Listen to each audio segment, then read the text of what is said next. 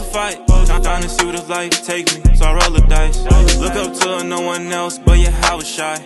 I got real power, Hebrew Israelite. Black, now, have you ever read the Bible? No? Now, I'm going to show you something, because you believe in Jesus Christ. I don't follow him. You don't follow him? I feel like Okay, I got you. When you read about Jesus Christ, when you read about God, you have to come to the Bible. And you'll figure out the Bible talks about every nation of people on earth, even so-called black people, before 1619. Alright, go to Jeremiah 8:21. When you read about the people, men and the women in the scriptures, they all look like you and I. Right? We weren't always just niggas in America. You know that, right? We had a history before. Right? It just wasn't slavery. Alright? Let me show you. Wait. The book of Jeremiah, chapter 8, and verse number 21. For the hurt of the daughter of my people, I am hurt. Right, so for the hurt of the daughter of my people, I'm hurt. When I see our people get oppressed and go through some of the things that we see in this land, and we hurt like Jeremiah was hurt looking at his people. How you doing? I am black. I am what? I am black. I'm a white guy. I am black. Astonishment has taken hold on me. Right, so Jeremiah described himself as a so-called black man, right? Right. In the scriptures, right? Did you know that? Yes. The men in the scriptures look like me and him? They didn't look like you? No, not like me at all. And that was a lie, right? No, it's not a lie. No, well, people did lie, because they set this guy up. Wait a minute, turn around. Right, they set this guy up. So it is a lie. Right. Right? The Lord didn't look like this. Right. He didn't look like that. Right, so Jeremiah came from the tribe of Jesus did not look like that. What do you look like? He looked like 1 to 13. You want to know what Jesus looked like? He looked like him. Like maybe more so black or like Middle Eastern. Like Middle Eastern, like he came from the Middle East? You know where the land of Israel is? Where is it? Do you know it's connected to Africa? So it's really just Northeast Africa, right? Alright, would you find this guy in Northeast Africa? No, but they came from there. Okay, I will show you something. Read this. Okay, we're gonna read that. It's the book of Revelation, chapter 1 and verse 13. We're gonna see how dark the Lord was, you know? And in the midst of the 7 candlesticks, one like unto the Son of Man, clothed with the garment down to the foot, A long garment on, you know? and girt about the paps with the golden girdle. His head and his hair were white like wool. What the Lord say? His head and his hair were white like wool. Now, when you look at so-called Middle Easterns or Arabians, their hair are not woolly. Right. Who has woolly hair so nappy you kinda gotta pick it? Our people, right? He said white and woolly. You ever see Morgan Freeman? Yeah. Woolly, coily hair, but it's white though, like Forrest Whitaker. Right, you know? As white as snow. And his eyes were a flame of fire. And his feet, And his what? and his feet, I was about to describe his skin color. And his feet what? like unto fine bread. What color is brass, brother? Like Like a brown, right? All right, let's see how dark the Lord was. Well, let's say, because Middle Easterns are brown too, you know? As if they burned in the furnace. How dark was the Lord? As if they burned in the furnace. If I take a brass copper penny and throw it in the furnace, what color is it gonna come out? Super dark. In a burning furnace. Like if you ever put something in the oven, right? That's how the Lord looked. So you didn't look like him, man. Right? Not saying it's the Lord, but it'll be a more accurate depiction. You look like me and you, brother. Okay, but like, definitely, I have a question. Yeah. Why is like your depiction of Jesus? Oh, why is it of him holding the sword? Go to Luke chapter 19, verse 27. The reason why is, you know what the Lord is coming back to do to his people that don't keep the commandments? So, are you guys Christians? Well, a word Christian just means a follower of Christ. So in that sense, yes, but we don't believe in Christianity. Christianity is a religion. We don't, go to Colossians 2 and 8. We don't build religion. Well, let's answer your question one at a time. You are the Hebrew Israelite, so this is your nationality. Right? You don't have a so-called Chinese man saying I come from China, the East India saying they come from East India.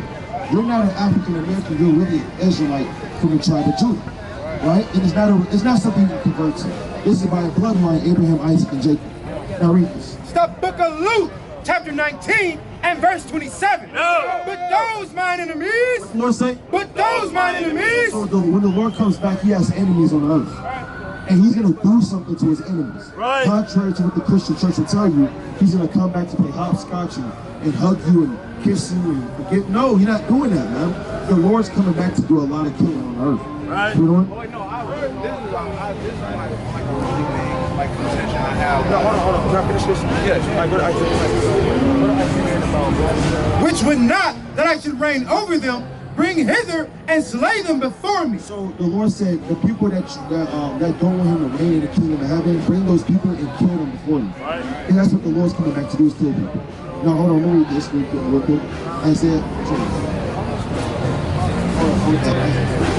It's the book of Isaiah, chapter 66 and verse 15. For behold, the Lord will come with fire, and with his chariots like a whirlwind. Verse 16. For by fire and by his sword. Or by what? For by fire and by his sword. So when the Lord comes back, you ever heard of Noah and the ark? Right? He flooded the earth, right? Right. So now when the Lord comes back the second time, he's not going to do it with water. He's coming back with fire and with his sword. Right. You know? To render his anger, he's happy. To render his anger, the Lord's very angry, you know, with fury, and his rebuke with flames of fire. For by fire and by his sword will the Lord plead with all flesh. And the slain of the Lord shall be many. And the slain of the Lord shall be many when he comes back for his people. Right? Does that make sense? So the slain or the killing of the Lord is going to be many when he comes back. That's why he has a sword in his hand. Because our people that got God's commandments 5,000 years ago broke God's commandments. Like 3,000 years ago, broke God's commandments, man. And we're still breaking God's commandments to this day. Right? Right? No. Now, what's your question? Come on, one big issue I have with like Christian law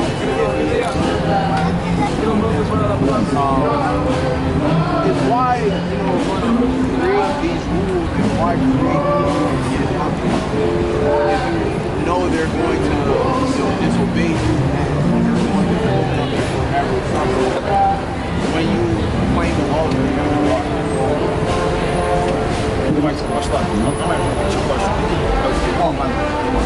So what would be the purpose of creating people that will deliberately disobey you for you to put them in forever suffering?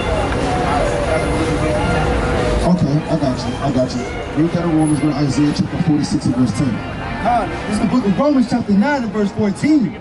What shall we say then?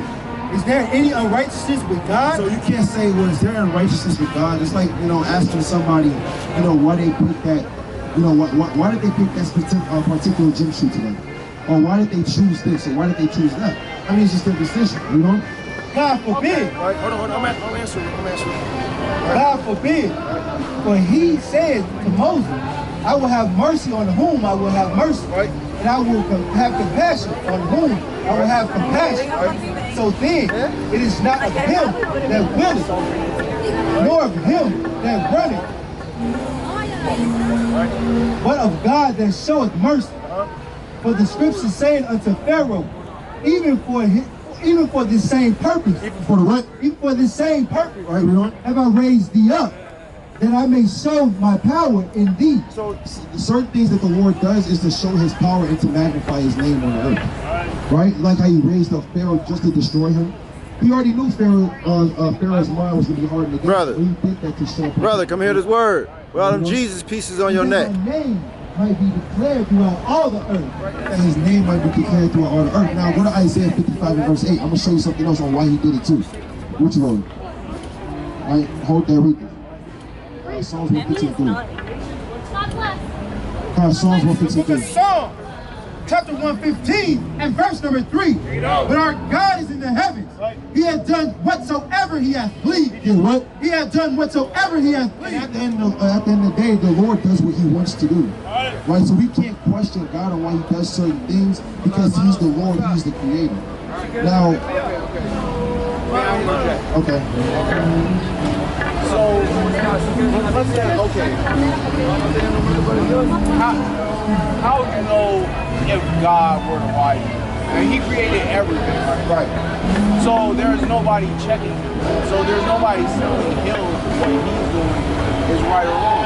If a person were to murder somebody, it would, end you up in hell. But if God were to do it because he created everything, then it's just, it's right, it's love, it's whatever, because of this plan that he has for everybody that, he doesn't, clearly map out because, God works in mysterious ways.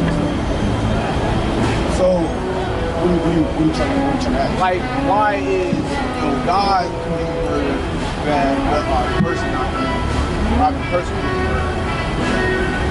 Well, you gotta understand in the law, it's not saying you can't kill. It's saying you shall not murder. Now, the Lord doesn't do anything in unrighteousness and judgment. Right? I'm gonna show you that. Let me show you. Go to Psalms 96 and verse 13. Let me show you.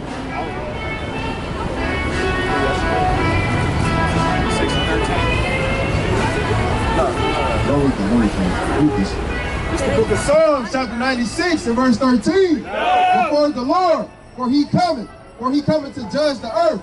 He shall judge the world with righteousness. He shall do what? He shall judge the world with righteousness. So when the Lord sends out his judgments, they're always righteous. Right? So when the Lord is sending out his judgments, there's nothing that's imperfect with the Lord. Right? Go to Psalms chapter 19 and verse 7. Right? And ultimately, the Lord has to throw out judgments because he already gave us a commandment to keep. Right? So go to the book of Amos chapter 3 verse 7. The Lord's not going to do anything without warning you. Right? Like your parent, he's not going to beat you and not warn you that that's coming. Right? If you touch the stove, I'm going to do this to you. And what do you do if you do that? Then the Lord's going to, your father's going to enact that, right? That's the same way the Lord does with his children. He's going to judge the earth with righteousness, right? What you got? 19:7. Read. God, it's the book of Psalms, chapter 19 and verse 7. The law of the Lord is perfect. The law of God is perfect. You know what? Converting the soul. The testimony of the Lord is sure. What? The testimony of the Lord is sure. The testimony of the Most High is always sure. Right? Everything that you see is true and righteous judgment from the Most High. And truth be told, you get less than what you actually deserve from the Lord. You know that, right? Go to the book of Job, chapter 11 and verse 6. Right? So when certain things happen to people, they actually getting less than what they actually should receive from the Most High because the Most High is merciful. Right? Read this, kid. It's the book of Job, chapter 11 and verse 6. I'll show you an example.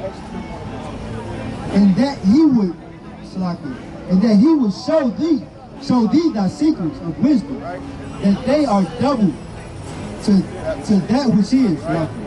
Know therefore that God exacted of thee less. So I'm gonna read it from the top.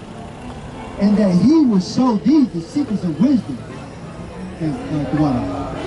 that they are double to that which is. Know therefore that God exacted. Know therefore the Most High exacted man what? Of these less than thine iniquity deserves. So the Lord gives you less. So let's say you go off and you commit a sin against the Lord. The Lord is going to give you less than what you actually deserve as a punishment. Because we're all supposed to be dead right now. Right? Think about how many people are polluting God's Sabbath day. Now let me show you. Read this. Exodus 31 and 13. It's the book of Exodus, chapter 31 and verse 13. Speak thou also unto the children of Israel, saying, verily my Sabbath ye shall keep. Have you ever heard of the God's Sabbath day? That's the day of rest. The seventh day, right? Tonight's the Sabbath day. Well, the starting Friday night is the Sabbath day. I thought Sunday was like... No, so the Sabbath day is the seventh day.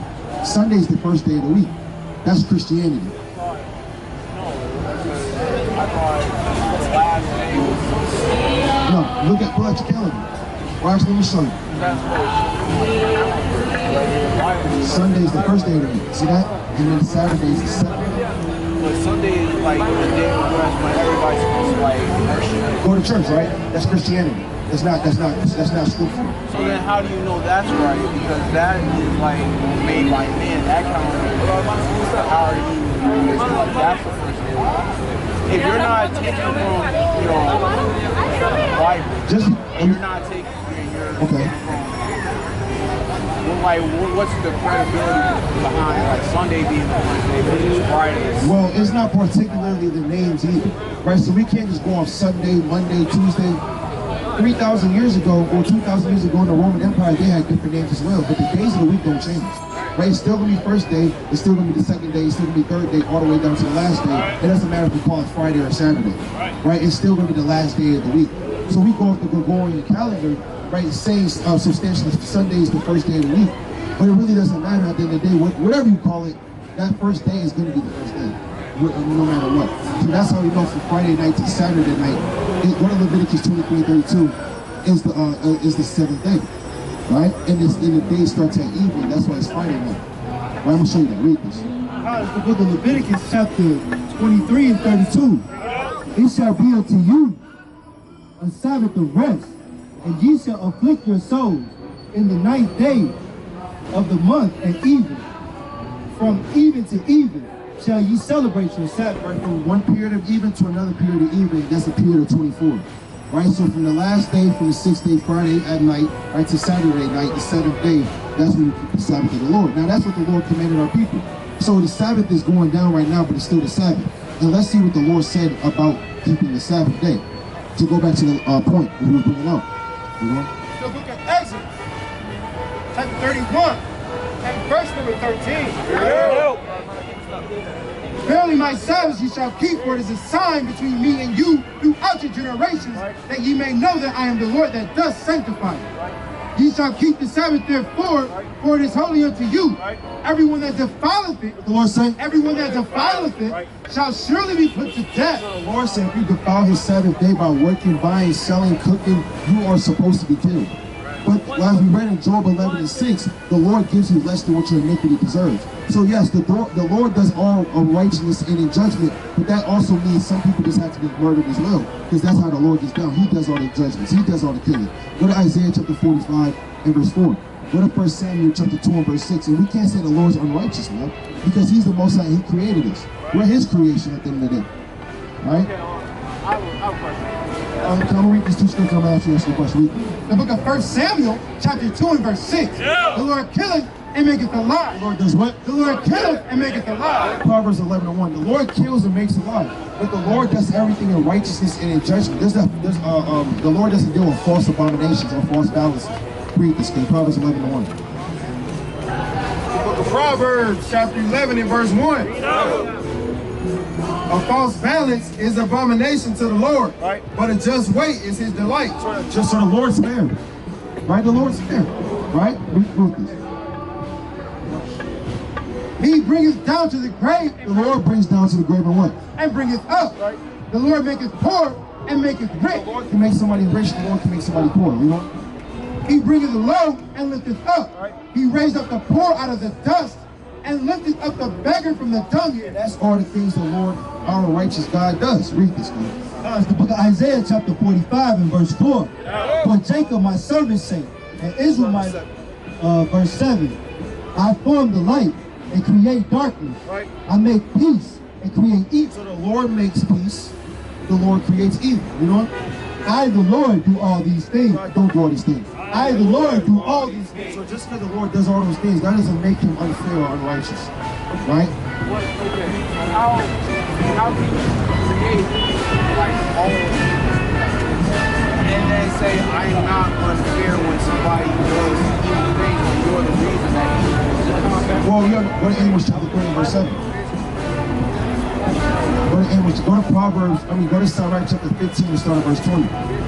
Yeah, the Lord created evil, but the Lord also created us to rule the world. We're not ruling the world right now, man. Right? Because the Lord told us to keep his law, statutes, and commandments by his servants, the prophets, but our people physically turned their ear away from the Lord. Now read this. The book of Amos, chapter 3 and verse 7.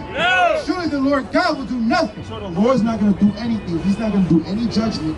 He's not going to pronounce any death on earth until what?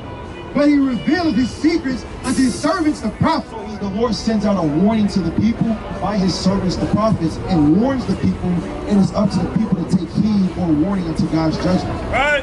Right? And if they don't take heed to God's judgments, that's when evil comes.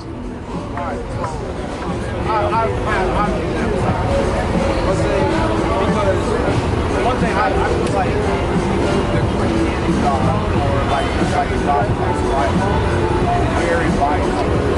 Let's say or at least I don't know if that counts as like Yeah, when you're dealing with the Bible, you have to separate Christianity and Catholicism because they don't have nothing to do with the Bible.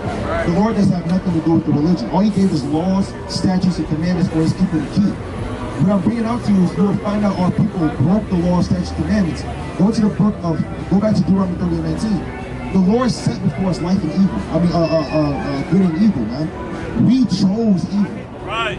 Just because the Lord created it doesn't mean we have to be given over unto it, man. We could have had life. Right? Which life? Read it. The book of James, chapter 1 and verse 13. Let no man say when he is tempted, I am tempted of God. When you're tempted with evil, don't say you was tempted from the Most High. You know? For God cannot be tempted with evil, neither tempted he any man.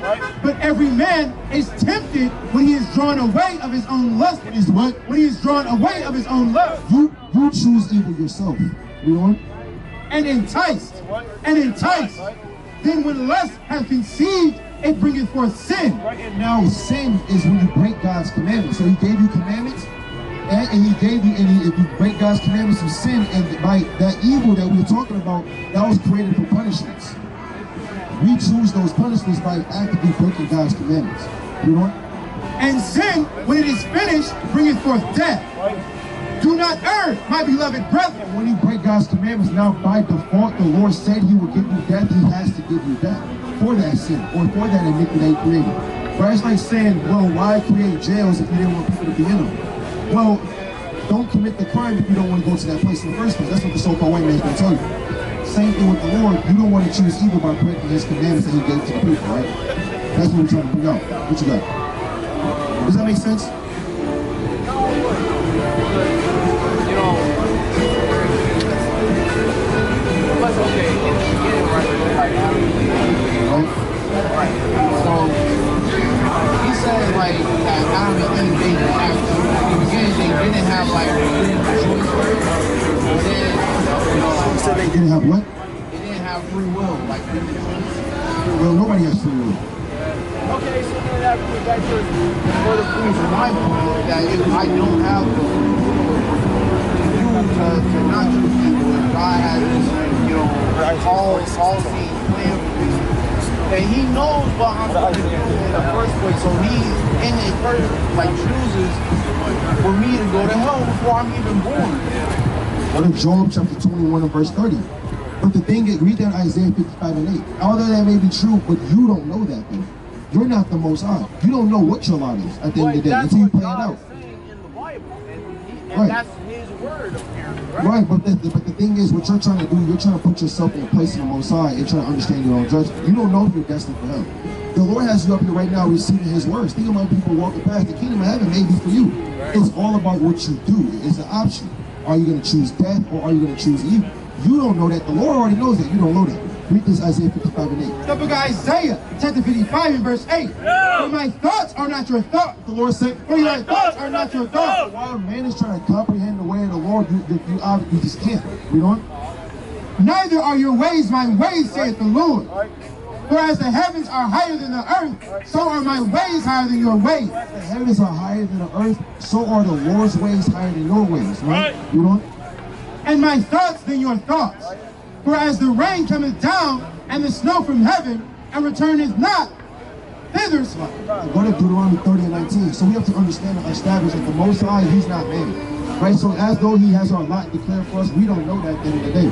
It's all about the decision that we choose is what you're going to choose, evil or good. Read that Deuteronomy 30 and 19. The book of Deuteronomy, chapter 30 and verse 19. The Lord wants our people to get the kingdom. The Lord doesn't want to kill our people. Go to Ezekiel 33 and 11. So although the Lord gives death, he doesn't want to do that at the end of the day. Like you don't want to whoop your child, you just know you have to.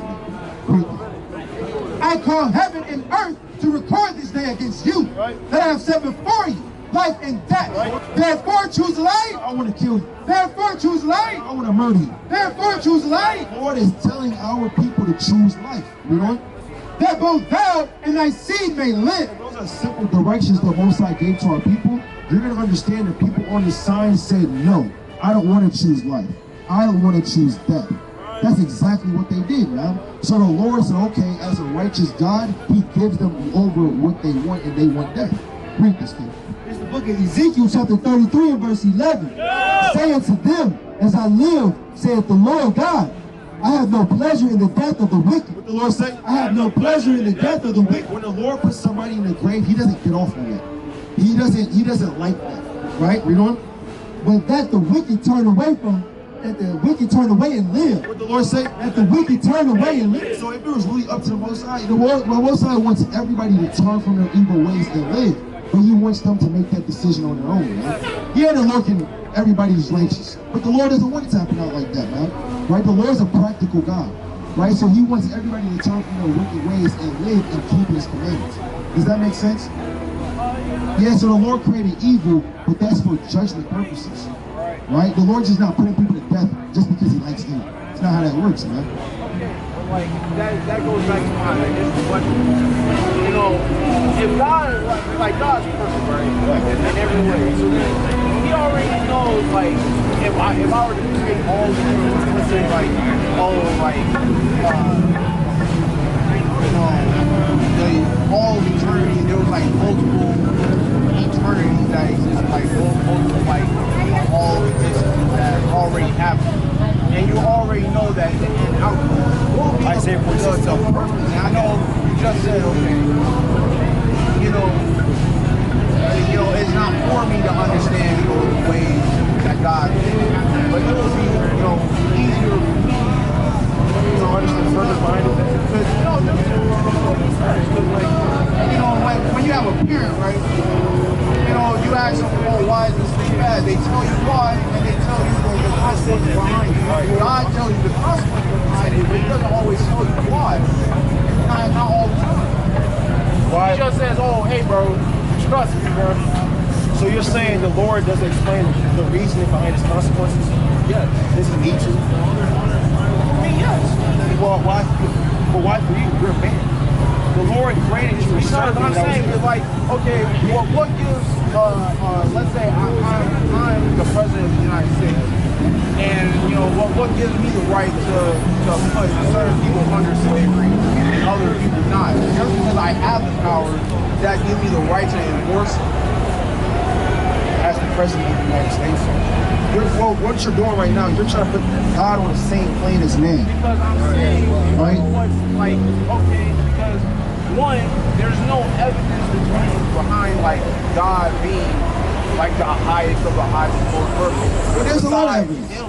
There's a lot of evidence. There's a lot of archaeological evidence. You can go to different books of history. There's a lot of evidence that the Lord is our God. Written by people. Exactly. So everything's written by man. Right. So what's the difference? So I'm saying, if there's one, if everything's written by people, what's the evidence? I got you. Go to Psalms 37 and 23. Go to Psalms chapter 37. Let's see the evidence behind God's work. Right? Let's see the evidence behind God's work. Right? So Psalms chapter 37 and start at verse 25. This is the book of Psalms chapter 37 and verse 25. I have been young, and now I am old. So this is records keeping. King David just said, I have been young and old. You know what? Yet have I not seen the righteous forsaken. What King David say? Yet have I not seen the righteous forsaken. Yet have I not seen the righteous forsaken. So this is a testament on what he's saying. And this is evidence right here that the Lord is real. And King David said, I've never seen the righteous forsaken. Read on. Nor his seed begging bread. Right. He is ever merciful and lending, and his seed is blessed. Right. Depart from evil and do good Right. and dwell forevermore. And now this is what King David is saying. So King David obviously had to see the works of the Lord, and he declared it as righteous among all the other people. Right. So this is evidence right here that the Lord is real. Yeah, from a person. Right. The book of Romans chapter 1 and verse number 20. For the invisible things of him from the creation of the world are clearly seen. What? Are clearly seen. So you see the creations of the world. You see the plants. You see the damn wind cycle, the earth cycle. You see all the different flowers. You see everything that was created on the earth. You know? Being understood by the things that are made, even his eternal power. So you understand God's eternal power just by the things that are made. Right. You know? And Godhead, so that they are without excuse. What? So that they are without excuse. You're asking questions on the validity of God, but you wake up and see his works every single day.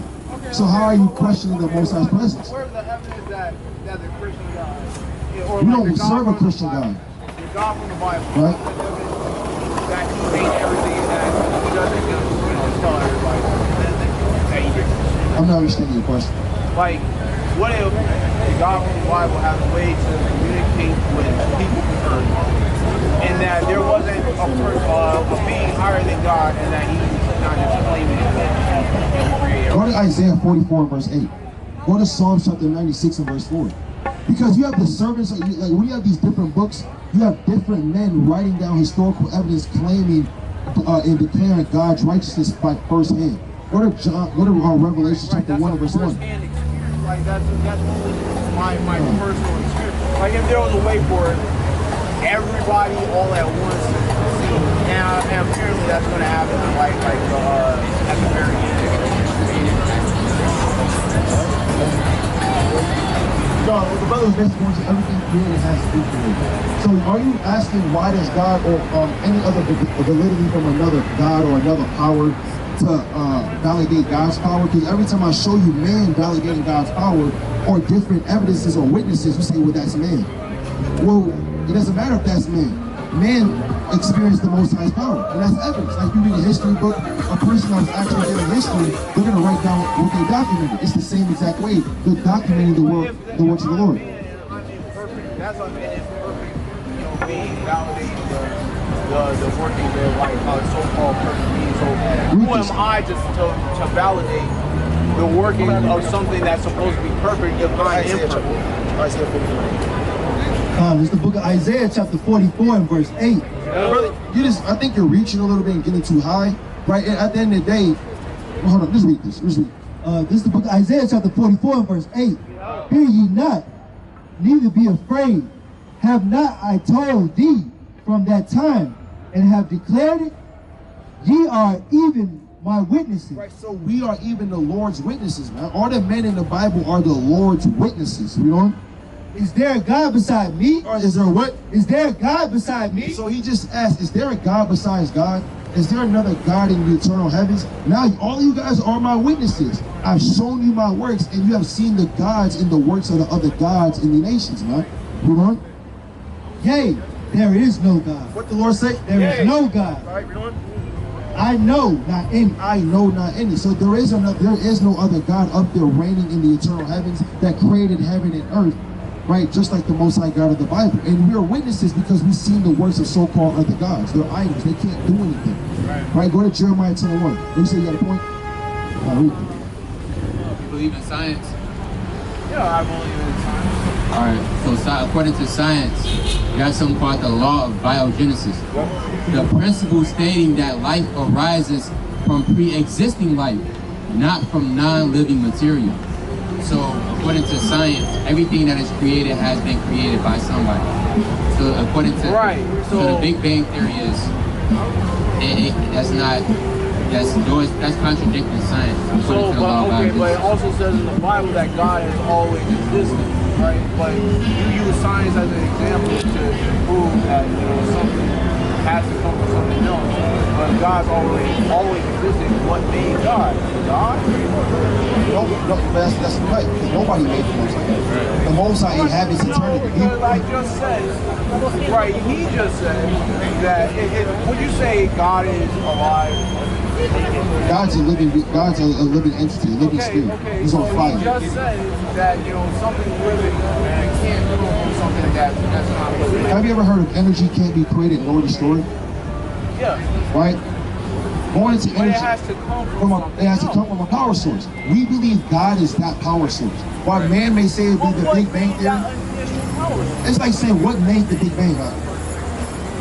I guess the Big Bang. That's you see what I'm saying?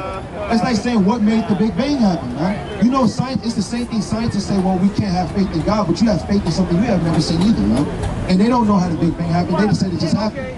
So there's just no evidence behind something making the Big Bang. But that's the thing, though. They said there's no evidence behind making the Big Bang happen. But we just read that God has witnesses on the earth that declares that He is the Most High God. Science has no witnesses because they were never there. It's going off a theory or what somebody thinks. We're not going off what nobody thinks. We're going off with men, because as we're reading the words of the Lord, you have to understand this is men prophesying this. Right? These are men that's actually declaring it firsthand. Right, go to Revelation chapter 1 verse 1. That's the difference between science and the Bible. There's validity. Just like how there's no evidence between like the Big Bang initially happened. There's no evidence behind before the invention of cameras and recording that all this stuff in the Bible happened, or at least as it happened in the Bible. The book of Revelation, chapter 1 and verse 1. The revelation of Jesus Christ, which God gave unto him, to show unto his servants things. To do what? To show unto his servants things. What did the Lord do? to show unto his servants things. The Lord is showing his servants things in what? Which must shortly come to pass. Right. And he sent and signified it by his angel unto his servant John. Right. Who bear record of Who did what? Who bear record This of. man is a witness. He bear record, right? These are records that is written down by man because they were there. Read on. Who bear record of the word of God. Right.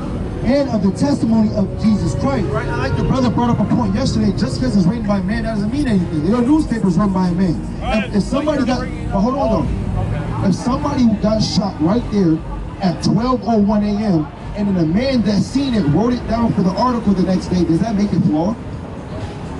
No, he actually seen it. It actually happened. Right. It's the same things in the scriptures. These are men from different ages declaring the words of the Lord. That's how you know prophecy. Ever heard of prophecy? Prophecy is a foretelling of the future. There's no other book in the world that can foretell the future and pinpoint it in its accuracy and its tediousness, just like the Bible. That's how you know That's how you know the Most High is real or God is real. No other book can do that. No other religious book can do that. And I'm gonna show you a prophecy in the Bible that actually happened. What makes the Bible valid versus other religions? I'm gonna show you prophecy. Go to Deuteronomy 28 and verse 68. Yeah, Deuteronomy chapter 28 and verse 68. Go to Luke chapter 21 and start at verse 19. The book of Deuteronomy, chapter 28 and verse 68. And the Lord shall bring thee into Egypt again. It says the Lord shall bring thee into Egypt again. The word Egypt is synonymous with the word bondage in the Hebrew Montezorium or slavery. So the Lord says his chosen people will go back into slavery again. Now, I'm gonna ask you, how did blacks, Hispanics, Native Americans, how did we get to America? How did so-called black men get to America? Well, how did they get to America? The mode of transportation. By boat, right? This played out in 1619. In the book of Deuteronomy, it was written 3,000 years ago. Right? This is way before 1619. Now read that and replace that word slavery with ships. And the Lord shall bring thee into slavery again with ships. With what? With ships. With what? With ships. Why is Moses telling the people, if you break God's commandments, you are going to slavery again by slave ships? When did that happen? In the American slavery, right? Now we're reading prophecy. No other book prophesied that. Now we can tell by history. We can tell prophecy came to pass through history. You know what? By the way whereof I spake unto thee, thou shalt see it no more again. That's real. Black people have never been back to their homeland. They think a whole continent is a homeland. That's not. You don't know where we come from. We don't know where we come from. You know what? And there ye shall be sold unto your enemies. Once you jump off the slave ships, you will be sold unto your enemies. Didn't that happen when this man got off the slave ship? Was he sold to his best friend? Was he sold to his own nation? No, he was sold to the so-called white man. Right, you know? And there ye shall be sold unto your enemies for bondmen and bondwomen, and no man shall buy you. That's going into the prophecy. Nobody's going to redeem you because we have redemption laws in the Bible if you were a slave. But in this slavery that you're going to go through, nobody's going to save you. Marcus Garvey's not going to save you. He's going to get killed. Fred Hampton's not going to save you. He's going to die. Right? Malcolm X is not going to save you with that Islam. He's going to get killed. Right? Martin Luther King, Rosa Parks, all of these people that try to save us from our condition never did because the Lord already said it won't happen. That's prophecy. Now I'm going to show you another one. Go to Luke chapter 21.